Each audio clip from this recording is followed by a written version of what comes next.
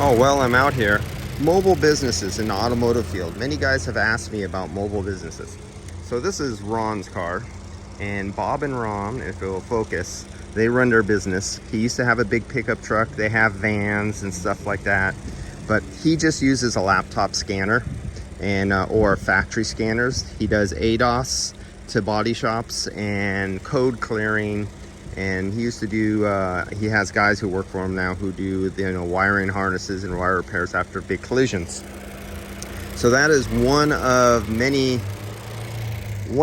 businesses in the automotive field. If you want to be self-employed, go mobile.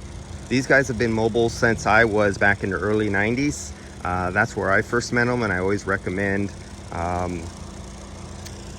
Fidelity Group was the name of their company. And I always recommend them to body shops who need airbag guys. They were big on airbag. That was their biggest calling back in the early 90s. And now they're very widespread, branched out, franchised, have many guys working for them.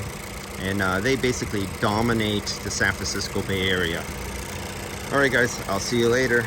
You don't need a shop to be in this business. If you're tired of being in this business working for somebody, you always can be your own boss. See you guys.